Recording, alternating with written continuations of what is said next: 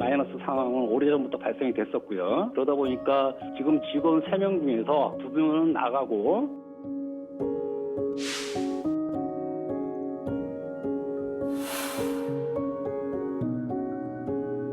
오픈할 때 그런 생각들이 아주 뭐 주마등처럼 이렇게 흘러가고 있죠.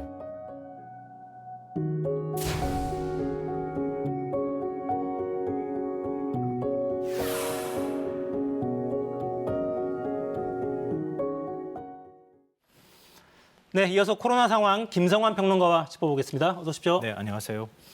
단계적 일상회복 후에 이 위중증 환자 증가세가 좀 무섭네요. 네, 400명대 후반쯤 가다가 지금 벌써 540명이 넘어선 상황이니까요. 그리고 자연스럽게 이제 중환자 병상 가동률이 높아질 수밖에 없는데 전국은 한 70% 육박하는 수준이고요. 서울 수도권의 경우에는 83%를 지금 넘어섰습니다. 거의 병상이 다 찼다 이렇게 해도 과언이 아닐 것 같습니다. 특히 이제 전체 위중증 환자의 대부분을 90% 이상, 그러니까 93%를 치명률이 상대적으로 높은 50대 이상이 차지하고 있거든요. 이 부분이 좀 상당히 걱정스럽습니다. 네, 인명피해도 더 늘 수밖에 없는 그런 지표예요. 근데 이걸 우리가 감수하고 단계적 일상회복을 시작한 건 경제적 고통이 또 너무 커서 그런 건데 네, 그렇습니다. 경제 성적표는 좀 어떻습니까? 홍남기 경제부총리가 오늘 이제 경제 회복세에 있다 이렇게 밝히면서 몇 가지 지표를 소개를 했거든요. 근데 그 지표가 뭐냐면 11월 들어서서 현재까지 카드 매출액이 10% 이상 증가하고 있다. 그러니까 조금 시장에 온기가 돌고 있다 이렇게 봐야 될 것 같고요. 소비자 심리 지수도 107.6으로 3개월째 상승세에 있다. 100 넘어가면 좀 이제 그 소비자들이 돈을 쓰기 시작한다 이렇게 봐야 될 것 같은데 그러니까 앞으로 경기가 좀 좋아질 거다 이런 기대인 그렇습니다. 거죠. 그리고 수출도 전년 동기 대비해서 27% 이상 증가했기 때문에 전체적으로 지금 경기가 회복세에 들어섰다 이렇게 평가를 했습니다. 자영업자분들이 특히 좀 많이 힘들어하셨잖아요. 예, 자영업자 매출이 좀 늘어야 할 필요가 있는 거죠. 근데 한국 신용 데이터의 빅데이터를 살펴보니까요. 이게 자영업자 매출을 가장 빨리 파악할 수 있는 수단이 되는 건데요. 전국 85만 개 자영업자 그들을 대상으로 해서 확인해 보니까 10월 마지막 주에 카드 매출이 한 3.4% 정도 증가했습니다. 이게 직전주에 비교해서 증가한 것이고요. 11월 첫 주에는 2.5% 증가했습니다. 그런데 직전주가 3.4% 정도 증가했으니까 조금 둔화했더라도 그래도 여전히 많은 증가세를 기록하고 있다 이렇게 봐야 될 것 같고요.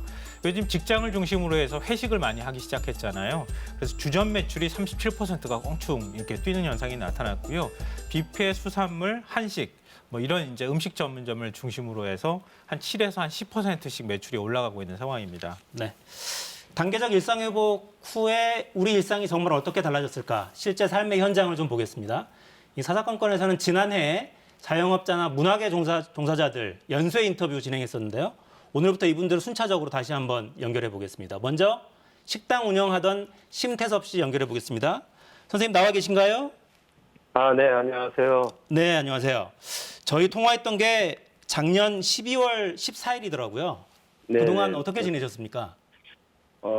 벌써 많이 지났는데요. 저는 작년 3월 31일 날, 보증금까지 다 까인 상태라 돼가지고, 그때부터 휴업을 했습니다. 네. 그리고 실질적인 폐업은, 8월 한 20일 정도에 이렇게 실질적으로 폐업을 했죠. 아예 문을 닫으신 거군요.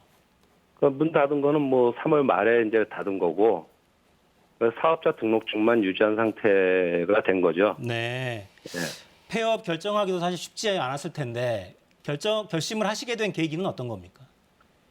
그 당시에는 제가 어떤 제 스스로 유지하겠다 결정했다 어떤 선택의 여지는 없었습니다. 네. 이미 모든 대출금이라든지 이런 것들이 이제 많이 증가됐었고, 신용대출도 많이 받았었고요. 네. 신용대출 받자마자 밀린 인건비라든지, 밀린 용역비라든지, 그다음에 물품대금 이런 거 나가니까, 3천만 원 신용대출로 받아가지고, 한 달 만에 다 나가더라고요. 네. 월세도 그거 가지고 내지도 못했었고요. 그러다 보니까 제가 3월 31일자로 보증금 정산하니까 저한테 딱 50만 원만 주더라고요. 50만 원이요? 예. 그럼 그 뒤로는 어떻게 지내고 계십니까? 현재 하고 계신 일은요?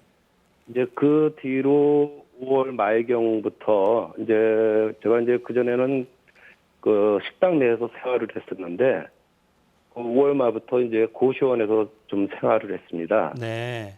그래서 이대로 주저앉을 수는 없고 그래서 이제 배달 대행 그 아르바이트를 좀 했었죠. 네.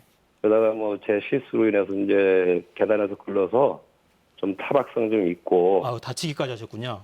예, 그러다 보니까 이제 무릎 관절이 좀 안 좋은 상태가 됐더라고요. 그리고 이제 이 배달 종사자 중에서 이제 선릉역에서 사망 사건이 한번 발생돼가지고 네네. 아 이건 내가 도저히 그 배달하면서 그 손님이 기다리니까 저도 모르게 맨 앞 차선으로 이렇게 가게 되더라고요. 네. 그래서 나이를 먹었어도 이 조급증이 오더라고요. 그래서 안 되겠다. 이거는 내가 목숨을 걸고 해야 되는 건데 이거보다는 또 다른 거 좀 해보자. 그래서 네네. 이제 지금은 청소일을 좀 배우고 있습니다. 그러시군요. 정부에서 왜 그 손실 보상도 좀 해주고 전 국민 재난지원금도 주고 이런 여러 차례 그 움직임이 좀 있었잖아요. 그런 것들은 예, 예. 좀 도움이 되긴 했습니까, 선생님께는? 정부의 지원 정책이 어떤 사람한테는 도움이 됐고요. 어떤 사람한테는 도움이 안 되는 경우가 발생이 됩니다.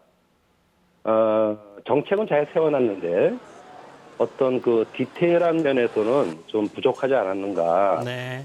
저는 그렇게 생각하고 있습니다. 자영업자들에게 정말 도움이 되려면 어떤 게 좀 급하다고 생각하십니까? 결국은 자영업자들이 그 자기 스스로 일어설 수 있는 길은 국내 여행이라든지 모든 분야가 다 풀려야만이 가능한 거죠. 결국 네. 코로나가 없어지는 것이 가장 큰 도움이 되겠죠.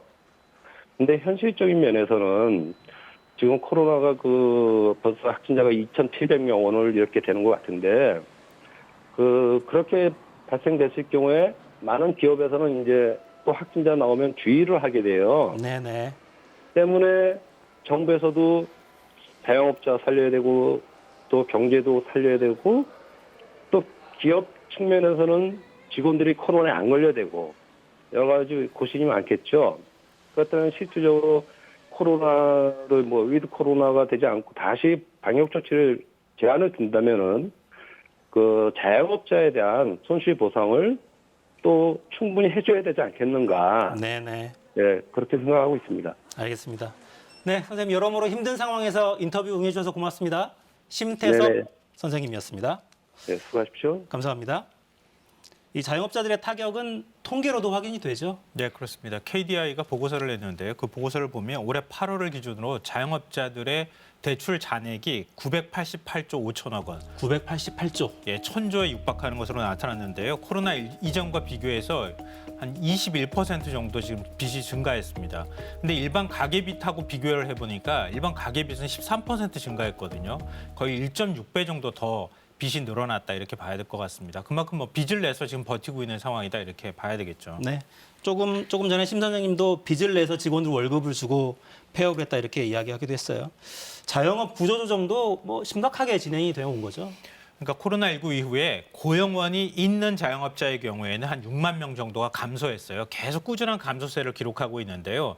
고용원이 없는 자영업자의 비중이 점점 1인 사장님이라고 불리는 자영업자는 33개월째 증가하고 있거든요.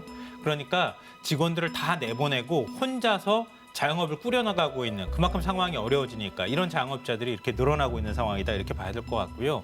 그 자영업자들이 어디로 갔느냐 주로 플랫폼으로 갔던 것 같아요. 배달하는. 예. 그러니까 플랫폼 종사자가 66만 명인데요. 지난해 11월에 비해서 3배가 폭증을 했습니다. 그러니까 힘드니까 자영업 그만두고 배달 일이라든가 이런 플랫폼 노동자로 전락하는 이런 일들이 발생하고 있다는 얘기입니다. 네. 손실보상 이것도 충분치 않은 모양이에요. 어떻게 해야 될까요? 일본은 다 아시겠지만 긴급사태 선포했을 때 하루에 그 영업 시간 단축으로 인해서 손실을 보는 자영업자들한테 60만 원 지원해줬거든요. 하루 60만 원씩. 예, 한 달이면은 한 1,800만 원 이상을 지원해줬고요. 미국 같은 경우에는 이 저임금 저금리 대출 프로그램을 운영을 했어요. 그러니까 임대료하고 인건비 등을 다 지원을 해주는 거랑 다름이 없는 건데요. 이거의 빚이라기보다는 나중에 제 목적에 사용을 했다고 하면은 빚을 또 탕감해 준다고 합니다.